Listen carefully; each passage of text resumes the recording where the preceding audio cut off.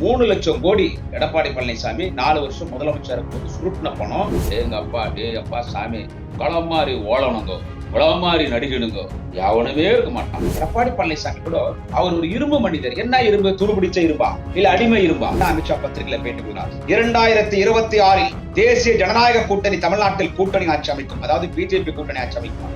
மயிரும் அமைக்க அந்த மிரட்டல் இப்படி அப்படி மிரட்டல் கிடையாது, ஸ்ட்ராங்கா வந்துச்சு இந்த முறை மிரட்டல். மரியாதையா 2026 தேர்தல்ல கூட்டணி வரணும், நான் சொல்ற சீட்டு கொடுக்கணும், நான் சொல்றவனும் கூட்டணி சேர்ந்துக்கணும்னு என்னென்ன பேசணுமோ எல்லாம் பேசி okay boss, yes boss, okay boss, yes boss, எல்லாத்துக்கும் எடப்பாடி ஓகே பண்ணியாச்சு. இல்லைன்னா ஜெயிலுக்கு போயிடும். மோடி அண்ணாமலைட்ட நீ எத்தனாயிரம் கோடி சுருட்டி இருக்கிற, லண்டன்ல போய் என்னென்ன பதுக்கிட்டு வந்திருக்க எல்லாம் தெரியும், ஃப்ராடு தனம் வெட்டா, ஏதாவது ஓவர ஆட்டம் போட்டா உன் பொண்டாட்டி அகிலா உன் மச்சான் எல்லாம் தீகார் ஜெயில இருக்கணும், நீ வந்து தீகார்ல தான்டா குடும்பம் நடத்தணும் அண்ணாமலைன்னு அவனையும் மிரட்டி அவனையும் வச்சுட்டாங்க. அவரே ஒரு நேரத்துல அக்யூஸ் தானே, அமித்ஷாவே அக்யூஸ் தானே ஒரு நேரத்துல. நீங்க இஸ்லாமில் யாருன்னா ஒருத்தர் பிஜேபி இருக்கிறீங்கன்னா இஸ்லாம் சமுதாயத்தின் கருப்பு ஆடுகள்.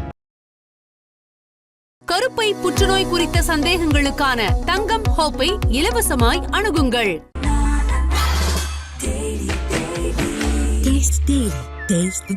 நாமக்கல்ல திருச்செங்கோடு மெயின் ரோட் எர்ணாபுரத்துல இருக்கிற ஸ்பைரோ பிரைம் பப்ளிக் ஸ்கூல்ல +2 போர்டு எக்ஸாம்ஸோட சேர்த்து நீட் அண்ட் ஜேஇ கோச்சிங்கும் கொடுத்துட்டு இருக்காங்க. தங்கம் வைரம் வெள்ளி தள்ளுபடி திருவிழா. தங்க நகைகள் சேதாரம் 1% குறைவு, வைர நகைகள் கேரட்டுக்கு 5000 குறைவு. உங்க லலிதால விலைய கம்பேர் பண்ணுங்க, எங்க கம்மியோ அங்க வாங்குங்க. கிங் 360 யூடியூப் சேனல் நேயர்களுக்கு குடியாத்தம் குமரனின் பணிவான வணக்கத்தை தெரிவித்துக் கொள்கிறேன். நண்பர்களே, 7 ஜென்மத்திற்கும் இனி சங்கி பாஜகவோடு ஒட்டுவும் இல்லை, உறவும் இல்லை. அவர்களோடு கூட்டணி சேர்ந்து நாங்கள் வீணா போயிட்டோம். ஆளுங்கட்சியா வர வேண்டியவங்க எதிர்கட்சி ஆயிட்டோம். எங்க பொழப்பே போச்சு, எங்க கட்சியே போச்சு, எங்க எதிர்காலமே போச்சு. இனி பாஜக சங்காதமே எங்களுக்கு தேவையில்லை, அவங்க சவகாசமே எங்களுக்கு வேணாம், அவங்க உறவே வேணாம், ஒட்டும் இல்லை உறவும் இல்லைன்னு பேசி எடப்பாடி பழனிசாமி, அதிலும் குறிப்பா கரு கலைக்கிறதுக்குன்னே அதிமுகல பொறுப்புல இருந்துன்னு வாய் திறந்தா பொய்ய மட்டும் பேசுற முந்திரி கொட்டை மெயின் ரோடு ஜெயக்குமார், அவர் என்ன பேசினாருன்னு உங்களுக்கு தெரியும். நான் அப்படியே அந்த தொகுதியில கிங்கா இருந்தேன். 40 வருஷம் அந்த தொகுதியில் உழைச்சேன். எப்பவுமே நான் தான் எம்எல்ஏ வந்திருப்பேன், இன்னைக்கும் நான் எம்எல்ஏ வந்திருப்பேன். அந்த பாஜகவோட சேர்ந்து நாங்க தோத்து போயிட்டோம். 40,000 இஸ்லாமியர் ஓட்டு எனக்கு ஓட்டு போடல. நான் சொன்ன வேஸ்ட் லாங்குவேஜை கைட்டி விட்டுறோம் பிஜேபின்னு. அந்த பிஜேபியோட சேர்ந்து எங்க பொழப்பே போச்சு. இனி பிஜேபியோட இன்னைக்கும் ஒட்டும் இல்லை உறவும் இல்லை. நான் எடப்பாடியார நம்புறேன். ஆனா எடப்பாடி போய் பாஜகவோட திடீர் கூட்டணி சேர்ந்தா அதிமுக கட்சியிலிருந்து வெளியே வந்துருவன் பேசுறது மைண்ட் ரோடு ஜெயக்குமார். அதுதான் இப்ப வைரலா அந்த வீடியோ இப்ப எல்லா சேனல்லையும் போகுது. இப்படி இருக்கும்போது திடீர்னு எடப்பாடி பழனிசாமி சட்டமன்றம் நடந்துருக்குது, மானிய கோரிக்கை, எல்லா அமைச்சர்கள் மானிய கோரிக்கையில பேசிட்டு இருக்காங்க, சூடான விவாதங்கள் நடைபெறுது. ஒரு எதிர்கட்சி தலைவர் முக்கியமா சட்டமன்றத்தில் இருக்கணும். திடீர்னு எடப்பாடி பழனிசாமி டெல்லிக்கு கிளம்புறாரு. டெல்லிக்கு போய் யாருமே கூட கூட்டு போல. எடப்பாடி பழனிசாமி டெல்லிக்கு போகும்போது கூட எடப்பாடி பழனிசாமி யாரையும் கூட கூட்டு போல. அவருடைய முன்னாள் உதவியாளர் பிஎஸ்ஓ, முன்னாள் பிஎஸ்ஓ, இந்நாள் பிஎஸ்ஓ கூட கிடையாது.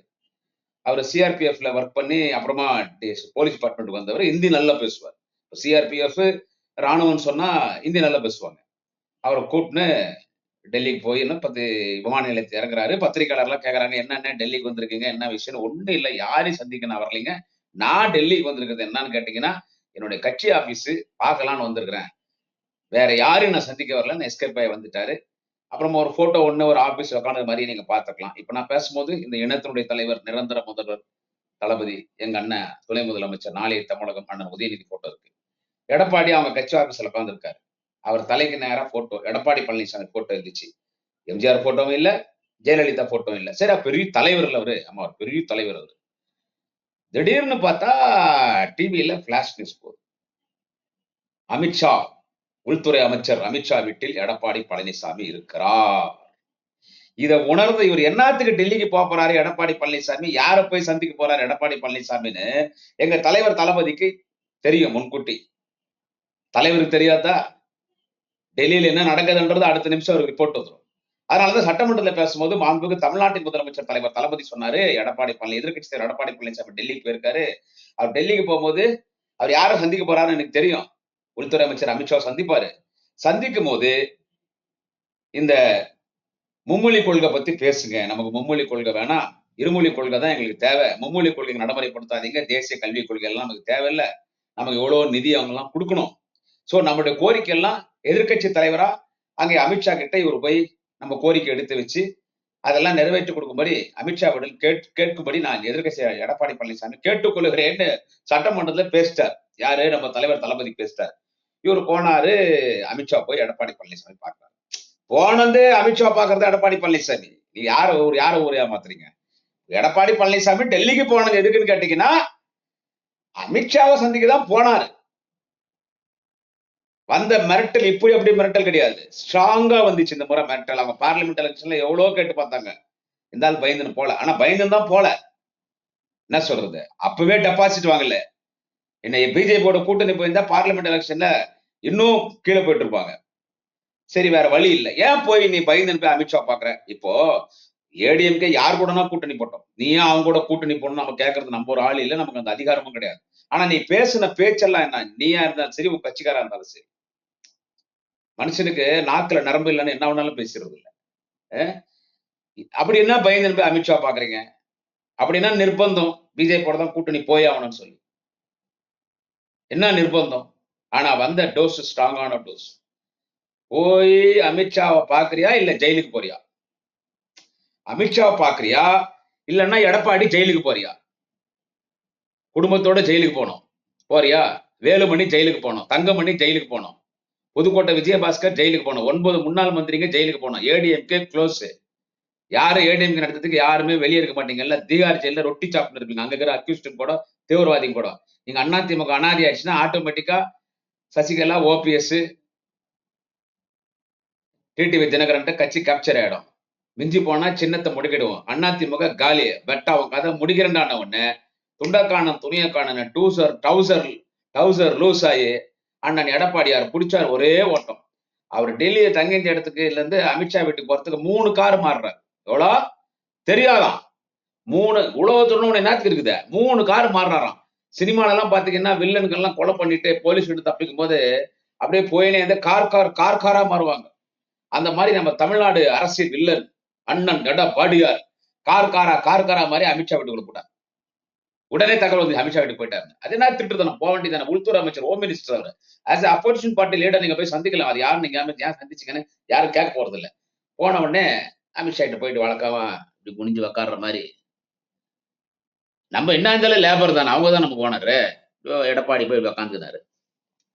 நார்த் இந்தியன் பாலிசி என்னன்னு கேட்டீங்கன்னா அவங்க கால் மேல கால் போட்டு தான் உட்காரும். அது நார்த் இந்தியனுடைய பாலிசி. அவங்க கால் மேல அவங்க கால் மேல அவங்க கால் போட்டுறாங்க, இன்னொருத்த கால் மேல போடல, தப்பு இல்லை. ஆனா அந்த போட்டோ நீங்க பார்க்கணும். ஹோம் மினிஸ்டர் அமித்ஷா வழக்கமா கால் போடுறதை விட இந்த முறை போட்ட காலுக்கு பாரு, அப்பா பயங்கரமா போட்டு தெனாட்டுல உட்காந்தார. வாங்கடா டே, என்ன ஆட்டம் காமிச்சிங்க, எங்கடா போறீங்க? உங்க குடுமையெல்லாம் எங்க கையில இருக்குது, லகான் என் கையில இருக்குது, என்னது எல்லாமே என் கையில இருக்குது, சாட்டை நான் வச்சுட்டு இருக்கேன். அப்புறமா என்னென்ன பேசணுமோ எல்லாம் பேசி எவ்வளவு டோஸ் விடணுமோ விட்டு மரியாதையா 2026 தேர்தல்ல கூட்டணி வரணும், நான் சொல்ற சீட்டு கொடுக்கணும், நான் சொல்றவனும் கூட்டணி சேர்ந்துக்கணும்னு என்னென்ன பேசணுமோ எல்லாம் பேசி okay boss, yes boss, okay boss, yes boss, okay boss, yes boss, okay boss, yes boss எல்லாத்துக்கும் எடப்பாடி ஓகே பண்ணியாச்சு. இல்லைன்னா ஜெயிலுக்கு போயா. இப்பதான் சொல்றாங்க என்னன்னு கேட்டா, நேத்து அரசியல் விமர்சகர்கள், நடுநிலையாளர்கள் இவங்க எல்லாம் நேற்று யூடியூப் சேனல்ஸ்ல, டிவி டிபேட்ஸ்ல பேச சொன்னாங்க. எடப்பாடி பழனிசாமி ரொம்ப யோக்கியம் மாதிரி ஊழல் அது இதுன்னு பேசுற அப்படி இல்ல. 3 லட்சம் கோடி எடப்பாடி பழனிசாமி 4 வருஷம் முதலமைச்சர் இருக்கும்போது சுருட்டின பணம் 3 லட்சம் கோடி. இதை நான் சொல்லல, நேற்று எல்லா மீடியாலும் போனது, எல்லா யூடியூப் சேனல்ஸ்ல எல்லாரும் சொல்ற தகவல்.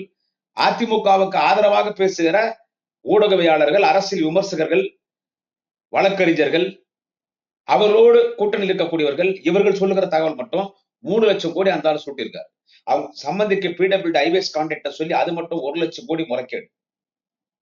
அப்புறமா அந்த கொடநாடு கொலை வழக்கு அதுல A1 அக்யூஸ்ட் யாருன்னு கேட்டா எடப்பாடி பழனிசாமி தான். அது சொன்ன ஆதாரம் எங்கன்னு கேட்பாங்க. அந்த ஆதாரம் யார்கிட்ட இருக்குதுன்னு கேட்டா அந்த ஆதாரம் கிளியரா அமலாக்கத்துறை வச்சுட்டு இருக்கான், யூனியன் கவர்மெண்ட் டேபிள் இருக்கு. சோ அந்த தங்கமணி 2.5 லட்சம் டன்னு, 2.5 லட்சம் டன்னா எவ்வளவு? அது ஒண்ணுமே புரியல, பைத்தியம் முடிச்ச மாதிரி இருக்குது. 2.5 லட்சம் டன் நிலக்கரி. அந்த கன்சர்ன் டிபார்ட்மெண்ட் மினிஸ்டர் தங்கமணி தானே. அந்த 2 லட்சம் டன் நிலக்கரி என்னாச்சுன்னு தெரியல. தங்கமணி, வேலுமணி எல்லாம் தூக்கி போட்டானுங்க.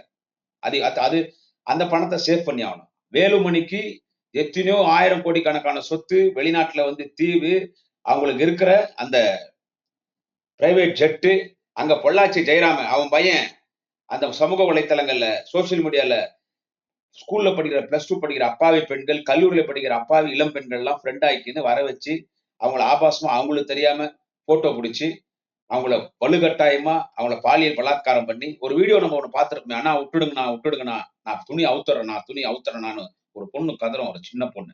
அப்போ ஒருத்தன் பேண்ட் கட்டிட்டு ஜிப்ப கட்டுவான். அது அந்த இடுப்பு வலி தான் காட்டுவான். அது வேற யாரும் இல்ல. பொள்ளாச்சி ஜெயராம பையன். 100 பெண்கள கற்பழிச்சான். அது எடப்பாடி பழனிசாமி முதலமைச்சரா இருக்கும்போது அந்த கேஸ் ஒண்ணும் இல்லாதாக்கிட்டார்.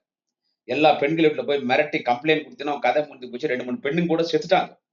அ அத மூடி மறைச்சது எடப்பாடி பழனிசாமி. பொள்ளாச்சி ஜெயராமன் பையன் கற்பழிச்சான் பாரு. அத மூடி மறைச்சது எடப்பாடி பழனிசாமி. கற்பழிப்புக்கு, பாலியல் பலாத்காரத்துக்கு துணை போனவர் எடப்பாடி பழனிசாமி. இது எதுக்கு சமம்னு கேட்டா, எடப்பாடி பழனிசாமிக்கு சொல்றேன். பொள்ளாச்சி ஜெயராமன் பையன் 100 பெண்கள கற்பழிச்சான் பாரு. அதுக்கு எடப்பாடி பழனிசாமி விலக்கு புடிச்சதுக்கு ஈக்குவல் அது. அவன காப்பாத்துனது. அதுல வேலுமணி பையனுக்கும் தொடர்பு உண்டு.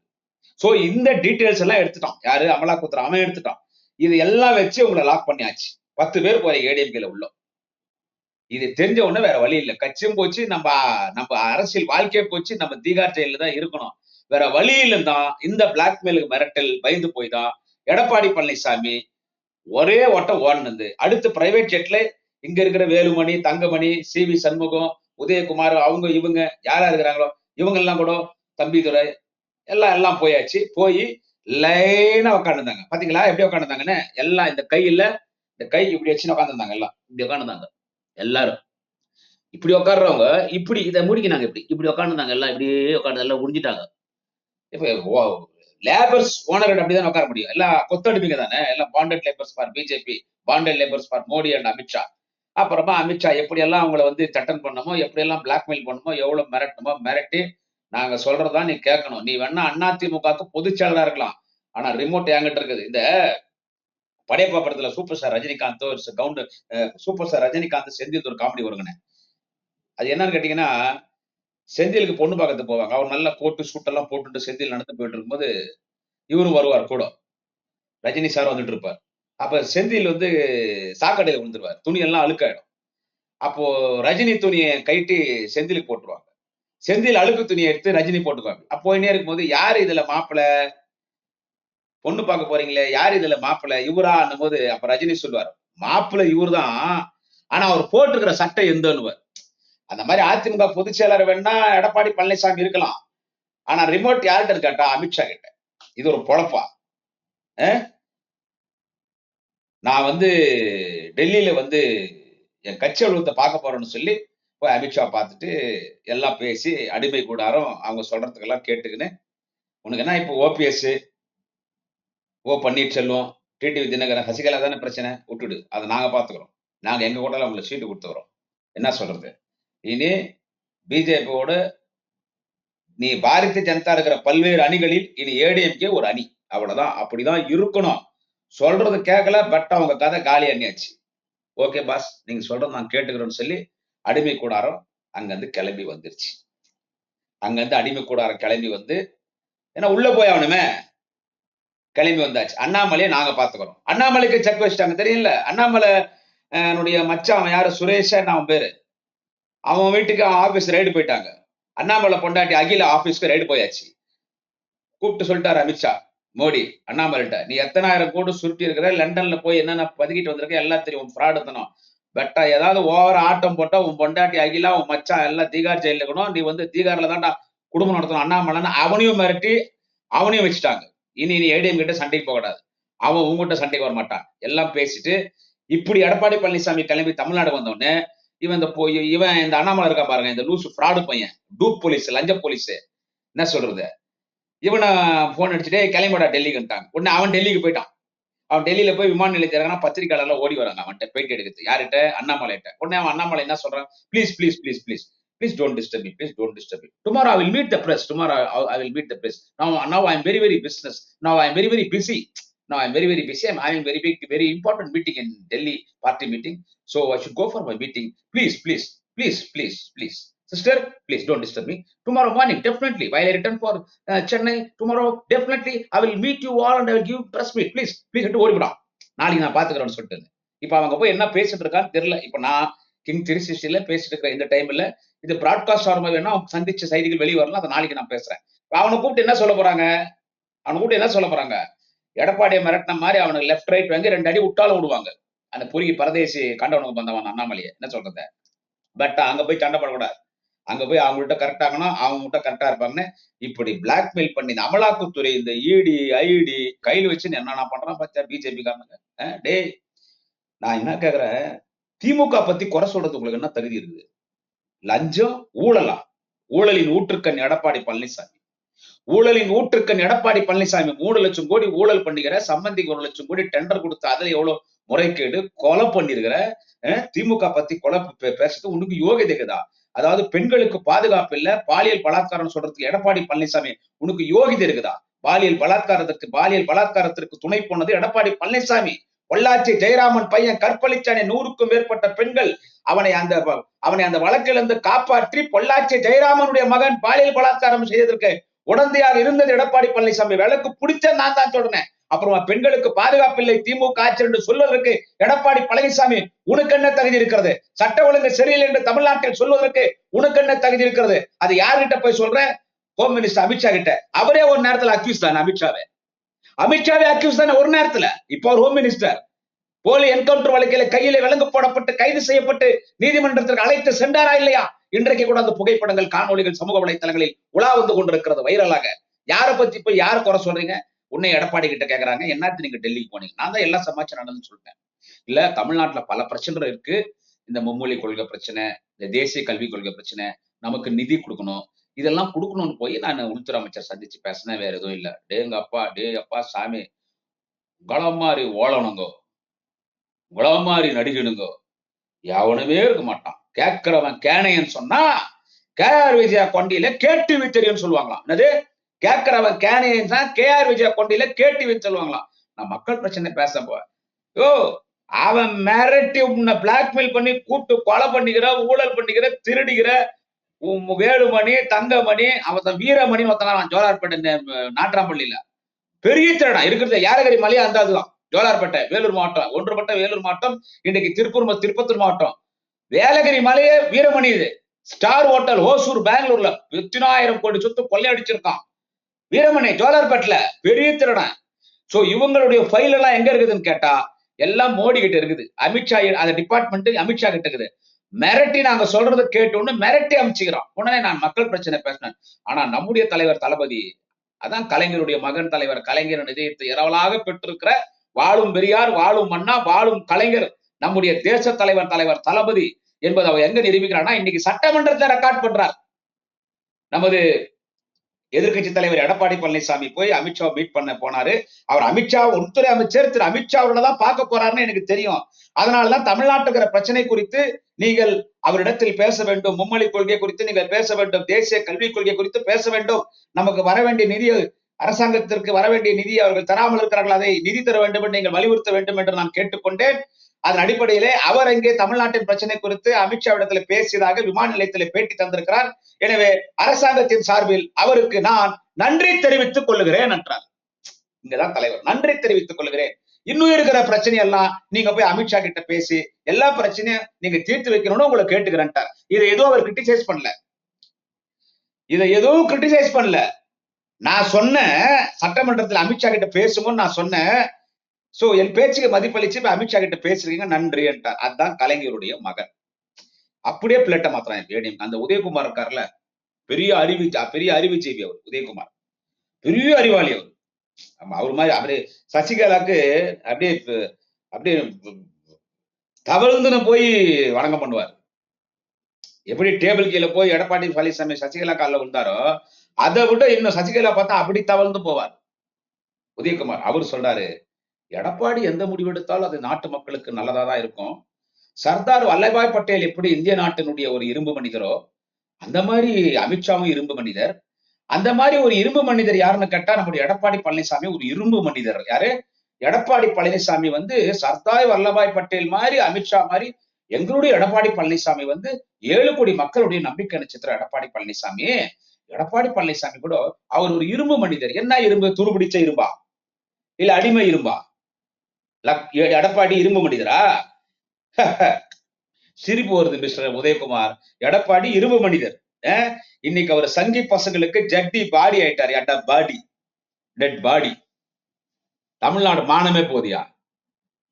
பிஜேபியோட சேர்ந்தா நாங்க வீணா போயிட்டோம், பிஜேபியோட சேர்ந்தா நாங்க வீணா போயிட்டோம். இன்னைக்கு பிஜேபி இல்லைன்னா நீங்க ஜெயிலுக்கு போனோம். பிளாக்மெயில் பண்றான். எங்களை கூட தான் பிளாக்மெயில் பண்ணான் பிஜேபி. எங்களை கூட தான் எவ்வளவு பிளாக்மெயில் பண்றான். எங்க ஆளுங்கட்சி அமைச்சர் விட்டு ரைடுக்கு வரான். செந்தில் பாலாஜி பொய் வழக்குல ஒண்ணுமே இல்லாம 1 வருஷம் உள்ள வச்சான். இன்னைக்கு சும்மாவே சொல்றான் டாஸ்மாக்ல 1000 கோடி ரூபாய் ஊழல்னு. அந்த பிராஸ்டியூஷன் லஞ்சா கொடுக்கா, அந்த சின்னால்கா பச்சா, கண்டவனுக்கு போந்தவன், விருந்தாளிக்கு போந்தவன், அந்த கரண்ட்ல அடிபட்ட காக்கா, அந்த அண்ணாமலை சும்மா பொய்யா சொல்றான். நீதிமன்றம் 1000 கோடி நிரூபிடான அமலாக்கத்துறைக்கு டோஸ் விடுறான். எங்க திமுக எம்பி வீட்டு ரைடுக்கு வரான். எங்க கட்சிக்கார வீட்டுக்கு ரைடுக்கு வரான். கடப்பாறை எடுத்துன்னு வரான், ரைடுக்கு வரான். நாங்க அவனை பார்த்து பயந்துட்டோமா? இந்த சலசலப்புக்கெல்லாம் பார்த்து அஞ்சுவதற்கு நாங்கள் பணம் காட்ட நரியில்ல. எத்தனை ஈடு, எத்தனை அமலாக்கத்துறை வந்தாலும் அதை சமர்ப்பிப்பதற்கு தயார். என் வீட்டு அட்ரஸ் சொல்ற வாடான்னு நாளைய தமிழக மாண்புமிகு துணை முதலமைச்சர் வாலிப கலைஞர் அண்ணன் உதயநிதி ஸ்டாலின் கூப்பிட்டாரு. இப்பயும் சொல்றான் செந்தில் பாலாஜி நாங்க அரெஸ்ட் பண்ணுவோன்றான். அதை பத்தி எல்லாம் கவலைப்படல. வாடா நீதிமன்றத்துக்கு வராண்டாரு செந்தில் பாலாஜி. எங்களையும் எவ்வளவு திட்டம் பண்றான், மிரட்டுறான். 356 சொல்றான் ஆட்சி கலைச்சிருவன்றான். கலைச்சா கலைச்சுக்க போடான்றோம். சனாதனத்தை பத்தி அண்ணன் உதயநிதி பேசும்பொழுது எவ்வளவு மிரட்டி பார்த்தான். ஆட்சியே போனாலும் கவலை இல்ல, சனாதனத்தை டெங்கு கொசு மலேரியா கொசு போல் ஒழிப்பேன் என்று சொன்னதான் அண்ணன் உதயநிதி கலைஞரா தளபதியா இன்னைக்கு பேசிட்டு இருக்காரு. நாங்க அரசியல் ஆண்மகண்டா, நாங்க அரசியல் சிங்கண்டா, நாங்க திராவிட சிங்கண்டா. எங்களுக்கு இருக்கிற துணிச்சல், எங்களுக்கு இருக்கிற தைரியம், எங்களுக்கு அரசியல் இருக்கிற ஆண்மை கடுகளாவது எடப்பாடிக்கு உண்டான்னு கேட்டா இல்லை. ஏனென்றால் எடப்பாடி திருடி சாப்பிட்டுக்கிறாரு. திருடனுக்கு தேல் கொட்ட மாதிரி எடப்பாடி பழனிசாமி ஒண்ணும் பண்ண முடியாது. அவன் பிஜேபி காலில் போய் முடிஞ்சுதான். நீ மக்கள் பிரச்சனை பேசுறதுக்கு தான் நான் டெல்லிக்கு போகணும்னு சொல்றேன் எடப்பாடி பழனிசாமி. மக்கள் பிரச்சனை பேசுறதுக்கு தமிழ்நாட்டுக்கு வர வேண்டிய நிதிகள், தமிழ்நாட்டுக்கு வர வேண்டிய சலுகைகள், அடக்குமுறை சட்டங்கள் எல்லாம் தேவையில்லை. தமிழ்நாட்டை சுதந்திரமாக செயல்பட விடுங்கள் என்று தமிழ்நாட்டு மக்களுக்காக நீ பேச சென்றிருந்தால் யாரை எடப்பாடி பழனிசாமி சந்தித்திருக்கணும்? சந்தான பாரதி நடிகர் போல் இருக்கிற அந்த முன்னாள் போலி என்கவுண்டர் அக்யூஸ்டாக இருக்கிற இந்நாள் உள்துறை அமைச்சர் அமித்ஷாவை சந்திக்க போவீங்க. நீங்க யாரை போய் பார்த்திருக்கணும்? இந்த நாட்டினுடைய பிரதமர் மரியாதைக்குரிய திரு நரேந்திர மோடியை போய் சந்தித்திருக்கணும். மோடியை போய் பாத்தீங்களா? அமித்ஷா போய் ஏன் பாக்குற? அமித்ஷா தான் முடிவு பண்றது எந்தெந்த கட்சியோட யார் கூட்டணிக்கணும், யார் தப்பு பண்ணிக்கிறான், யார் பிளாக் பண்ணி பிஜேபிக்கு அடிமையாக்கணும்ன்ற வேலை பார்க்கிற வேலை தான் இன்னைக்கு அடியாள் வேலை பார்க்கறது. யாருன்னு கேட்டா பாஜகல அந்த கட்சியின் மூத்த முன்னணி தலைவர், ஷேடோ பிரைம் மினிஸ்டர் ஆஃப் அவர் India, honourable home minister mister Amit Shah. உன்னை இவர் பார்த்துட்டு போயிட்டு உடனே அமித்ஷா பத்திரிகையில பேட்டி கொடுத்தார். 2026 தேசிய ஜனநாயக கூட்டணி தமிழ்நாட்டில் கூட்டணி ஆட்சி அமைக்கும். அதாவது பிஜேபி கூட்டணி ஆட்சி அமைக்குமா? மயிரும் அமைக்காது. அமித்ஷாஜி कुछ भी नहीं होएगा. 2026 हमारा नेताजी, हमारा हिंदुस्तान, भारत देश, हमारा इंडिया का बहुत बड़ा नेताजी दलपति स्टालिन जी सीएम, हमारा युवक नेताजी उदयनिधि स्टालिन जी डिप्टी सीएम, हमारा डीएमके गवर्नमेंट. इधर कुछ भी काम नहीं आपको बीजेपी को. एडपाड़ी पழனிசாமி ना वो आप जैसे चोर है. एडीएमके वाला सभी चोर है.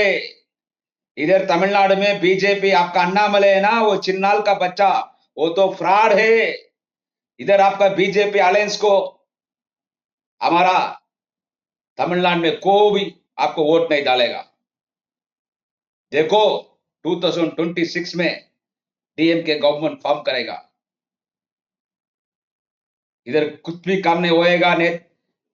अमित शाह जी आपका ब्लैकमेल उधर रखो. एडपाड़ी पழனிசாமி वो तो चोर है, ये डीएमके है. खबरदार. அவர் லாங்குவேஜ்ல பேசிட்டேன். ஹிந்தி ஹிந்தின்றாங்க இல்ல. 2026ல தேசிய ஜனநாயக கூட்டணியா 200 தொகுதிக்கு மேல. இப்ப நீங்க எல்லாம் ஒன்னா சேர்ந்து லட்டு தின்ன ஆசையா, கண்ணா லட்டு தின்ன ஆசையான்ற மாதிரி இப்ப எங்க திமுகக்கு அதிமுக பிஜேபி எல்லாம் ஒண்ணு சேர்ந்தது. திருட்டு பசங்க பூரா ஒன்னா சேர்ந்தாங்க. மக்கள் உங்களுக்கு ஓட்டு போட்டுருவாங்களா? மக்கள் உங்களுக்கு ஓட்டு போடுறாங்களா? எச் ராஜா ஒருத்தன் போறோம், அந்த நாய் வண்டி எச் ராஜா உங்களை எல்லாரும் காலி பண்றது. சிறுபான்மை மக்கள் ஓட்டு ஒரு ஓட்டு வாங்க முடியாது, ஒரு ஓட்டு வாங்க முடியாது, ஒரு ஓட்டு. சர்தார் வல்லபாய் பட்டேல் இரும்பு மனிதர், ஆமா. அவர் மாதிரி அமித்ஷா இரும்பு மனிதரா? இவங்க 2 பேர் மாதிரி இரும்பு மனிதர் எடப்பாடி பழனிசாமி. சொல்றது யாருன்னு கேட்டா உதயகுமார். வாயாயா உங்களுது? வாயா இது? உங்க கட்சியிலே பல மாவட்ட செயலர், நகர ஒன்றிய செயலர், முன்னாள் அமைச்சர், இன்னாள் எம்எல்ஏ, முன்னாள் எம்எல்ஏகளுக்கு பிடிக்கல பிஜேபியோட கூட்டணி செய்து. அது வர வர என்ன நடக்க போகுதுன்னு பார். எனவே தமிழ்நாட்டு மக்களை எப்படி எல்லாம் எடப்பாடி பழனிசாமி ஏமாத்துறாரு. ஒரே ஒரு செய்திங்க, நான் ஒண்ணு மட்டும் கேட்கிறேன். சிறுபான்மை மக்கள் எல்லாம் இனி எங்கள் பாஜக கூட்டணி எங்களுக்குத்தான் ஓட்டு போடுவார். நாங்கெல்லாம் ஒண்ணு சேர்ந்த உடனே அந்த அம்மா தமிழ் இந்தி இசைக்குது. அதுக்கு என்ன வாயிலுடா சாமி, உலக அழகி, கருங்கெழுவி, அந்த பரட்டை கொரிலா குரங்கு அழகுல ஜெயிச்சிரும். அழகு போட்டி வச்சா கொரிலா குரங்கும், இந்தி இசை வச்சா கொரிலா குரங்கு ஜெயிச்சிரும். அது என்ன பேசுறா? நாங்கெல்லாம் ஒன்னா சேர்ந்தோன்னே இந்த இப்தார் நிகழ்ச்சி, ரம்லான் நோம்பு திறப்பு நிகழ்ச்சி, நாங்கெல்லாம் ஒண்ணு சேர்ந்தோடனே அண்ணன் ஸ்டாலின் அவர்களுக்கு சாப்பிட முடியாதுன்னு நான் பேசுனேன். சாப்பாடுதான் இல்ல, அவருக்கு தூக்கமும் வராதுன்னு கொரிலா குரங்கு மாதிரி சிரிக்குது. யாரு? அந்த இந்தி இசை. பழைய காலத்துல கிங்காங் ஒரு படம் வந்துச்சு தெரியுமா? நான் ரொம்ப சின்ன பையன், அப்போ 6th படிக்கிறேன், 7th படிக்கிறேன். காட்டுல இருந்து ஒரு பெரிய குரங்கு, காட்சிலா பெரிய குரங்கு புஷ்பம் வந்துடும்.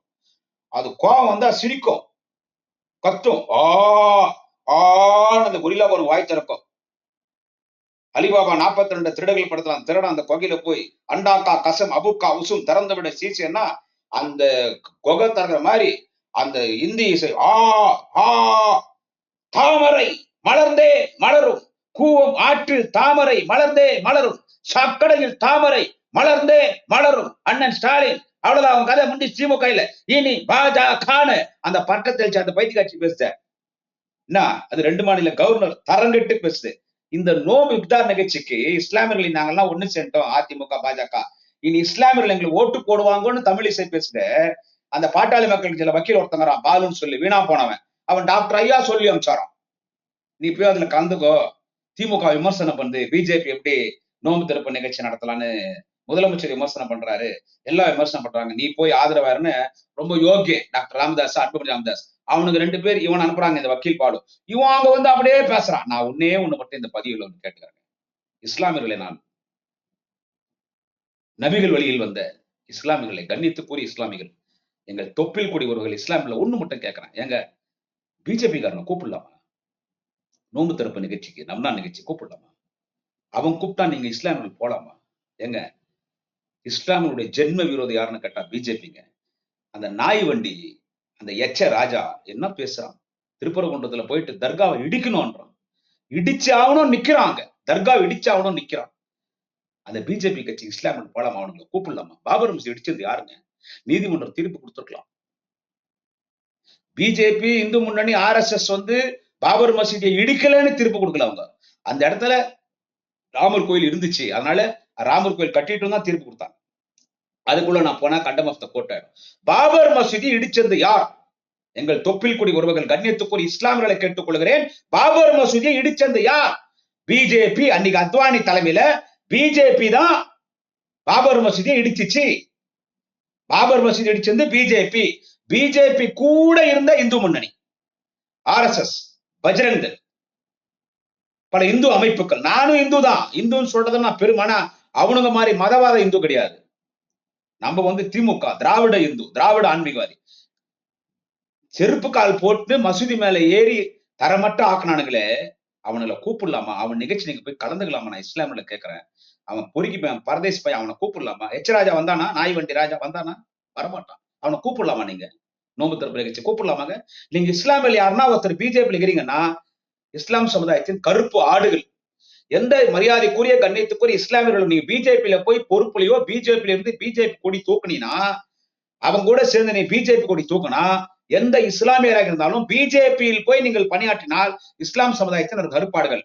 ஒரு பரம்போக்கு பையன் ஒருத்தவன், ஒரு ஹராம் சின்னால் ஒருத்தவன் வேலூர் இப்ராஹிம் சொல்லி, அவன் தேசிய சிறுபான்மை மோர்ச்சா பிஜேபி செயலாளரான்.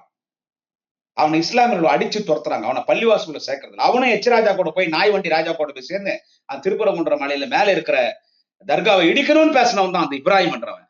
நீங்க அவங்களை கூப்பிடலாமாங்க? அதான் தளபதி சொல்றாரு, அதான் திமுக சொல்றது. அவனை கூப்பிடலாமா? பிஜேபி அவனுக்கு என்னங்க தகுதி இருக்குது?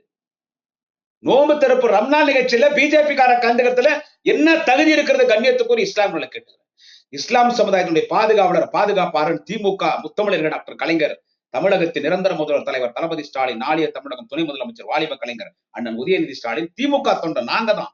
கண்ணியத்துக்குரிய காயம் இல்ல மரணப்படுக்கையில் இருக்கும் பொழுது தலைவர் கலைஞரை அழைத்து கையை பிடிச்சுன்னு சொன்னார், நான் அல்லாஹ் அழைக்கிறான், அல்லாஹ் இடத்துல செல்கிறேன், என் இஸ்லாம் சமுதாயத்தை கலைஞருடைய கரத்துல ஒப்படைத்துட்டு செல்கிறேன் என்று சொன்னவுடன் தலைவர் கலைஞர் மரணப்படுக்கையில் இந்த காயிதே இல்ல இடத்துல ஒரு உத்தரவாதம் கொடுத்தார். இஸ்லாம் சமுதாயத்திற்கு ஒரு தீன்மை என்று சொன்னால் கலைஞர் கருணாநிதியின் பிணத்தை தாண்டி சென்றுதான் தீன்மை நடைபெறும். இஸ்லாம் சமுதாயத்திற்கு நான் பாதுகையாக இருப்பேன் என்று கலைஞர் சொன்னார். யாருங்க இஸ்லாம் சமுதாயத்தினுடைய பாதுகாவலர்? யாருங்க சிறுபான்மை சமுதாயத்தின் பாதுகாவலர்? இப்ப கூட ஒரு வாரத்துக்கு முன்னால ஹோலி பண்டிகைக்கு உத்தரப்பிரதேஷ், மத்திய பிரதேஷ், ராஜஸ்தான், பீகார், மகாராஷ்டிரா, ஹரியானா, வடமாநிலம் என்னங்க பண்ணாங்க இருக்கிற பிஜேபி RSS காரன் ஊர்வலமா வரான். அந்த ஹோலி பவுடர், ஹோலி இல்ல ஹோலி பண்டிகை கலர் அடிப்பான் அதுக்கு. அப்ப அவன் என்ன பண்ணுவான், அங்க இருக்கிற பள்ளிவாசல் சர்ச் எல்லாம் இருக்குதுல, அது மேல அந்த ஓலி பவுடர் போடுவான். குறிப்பா பள்ளிவாசல் மசூதி மேல ஓலி பவுடர் அடிப்பான். இஸ்லாமியர்கள் மீது ஓலி பவுடர் அடிப்பான். இஸ்லாம சகோதரிகள் போயிட்டு இருந்தா புர்கா இல்ல அதை அவுத்து ஹிஜாபை இப்படி எடுத்துட்டு இஸ்லாம் பெண்கள் மேல எல்லாம் ஓலி பவுடர் கலர் படிப்பான். அதனால இஸ்லாமியர்கள் என்ன பண்ணாங்க, பள்ளிவாசல் முழுக்க தார்பாய் கவர் போட்டு மூடி வச்சிருக்காங்க. இவன் அதை எடுத்துட்டு ஓலி பவுடர் அடிச்சான். இஸ்லாமியர்கள் குருமார்கள் மீது ஓலி பவுடர் கலர் பவுடர் அடிச்சான்.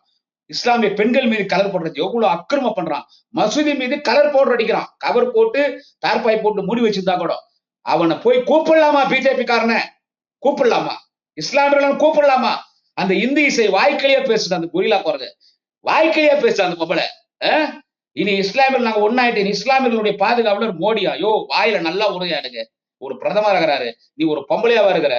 சோ இப்படி தப்பான அரசியல் பண்ணும்போது இவனுங்களை கூட போய் கூட்டணி சேர்ந்துக்கிட்டு நீங்க எல்லாம் ஒன்னா வந்தா மக்கள் ஓட்டு போடுவாங்க, நீ போய் அமித்ஷா பார்த்து மக்கள் பிரச்சனை பேசினா நம்பிடுவாங்களா? இஸ்லாமியர்கள் நீ கூப்பிட்டு 2 பேர் உங்க கூட வந்து நீ கஞ்சி குடிச்சிட்டா உனக்கு ஓட்டு போட்டுருவாங்களா? எனவே தமிழ்நாட்டு மக்கள் தலைவர் தளபதி பக்கம், நாளைய தமிழகம் அண்ணன் உதயநிதி ஸ்டாலின் பக்கம் தான் இருக்கிறார். எனவே எவ்வளவு ஃப்ராடு வேலை பாக்குறாங்கன்னு பார்த்துன்னு உங்களுடைய திருட்டுத்தனம் மக்களுக்கு நல்லா தெரியாண்டா. பிஜேபியோட கூட்டணி சேர்ந்துக்கிறீங்க, என்ன சொல்றது, சேர்ந்துன்னு போங்க. என்ன ஒண்ணு மட்டும் சொல்றோம்பா, பிஜேபியோட கூட்டணி சேர்றதும் ஒண்ணுதான். ஒண்ணு சொல்லிடுறேன், நீங்க கேப்பீங்க 2001 நீங்க கூட்டணி சேர்ந்துங்களேன். அந்த வாஜ்பாயின்னு ஒரு நல்ல மனுஷன், ஏன்னா அவரை பிரதமர் ஆக்கிட்டு நட்டாத்துல விட்டு போயிடுச்சு ஜெயலலிதா. அந்த ஒரு மனுஷன் very good leader in wrong party. அதனால வாஜ்பாயை பிரதமர் ஆக்கலாம் தான் கூட்டணி சேர்ந்தோம். அப்பதான் இந்த புறம்போக்கு நாய் வண்டி எச்சராஜா எம்எல்ஏ ஆனோம். இல்லைன்னா அவன்லாம் எங்க இருந்து ஜெயிக்க, அதுக்கு அவன் ஜெயிக்கவே இல்லை. என்ன சொல்ற, அதன் பிறகு அவனை கட்டி ஜெயலலிதாவே நான் பெரிய தவறு பண்ணிட்டேன், இனிமேல் பிஜேபியோட கூட்டணி சேர மாட்டாங்க அந்த அம்மாவே. இந்த ஆளு எடப்பாடி பழனிசாமி திருடி கொடுக்குறாரு, 3 லட்சம் கோடி ஊழல் கொலை பண்ணிக்கிறாரு, பூரா மந்திரி திருட்டு பசங்க எல்லாம். எடப்பாடிக்கு முன்னாலே வேலுமணி, தங்கமணி, CV சண்முகம் இவனுங்க எல்லாம் போய் அங்க சங்கியா மாறிட்டானுங்க. இப்போ எடப்பாடியை பெரிய சங்கி ஆக்கிட்டாங்க. நீ அவங்க கூட கூட்டணி போ, எங்களுக்கு ரொம்ப நல்லது, ரூட் கிளியர் ஆயிடுச்சு. பிஜேபியோட கூட்டணி சேர்றதும் ஒண்ணுதான், பிஜேபியோட கூட்டணி சேர்றதும் ஒண்ணுதான், பாடியில பயணிக்கிறதும் ஒண்ணுதான். பிஜேபியோட கூட்டணி சேர்றதும் ஒண்ணுதான், செத்த பணத்தை சொம்பதுன்னு போது பாரு பாட, அந்த பாடியில போறதும் ஒண்ணுதான். எல்லாம் பாடியில போங்க, நாசமா போங்க. நன்றி, வணக்கம். குடியாத்துக்கு அப்புறம் நாளை இன்னொரு பதிவில சந்திக்கிறேன். கருப்பை புற்றுநோய் குறித்த சந்தேகங்களுக்கான தங்கம் ஹோப்பை இலவசமாய் அணுகுங்கள்.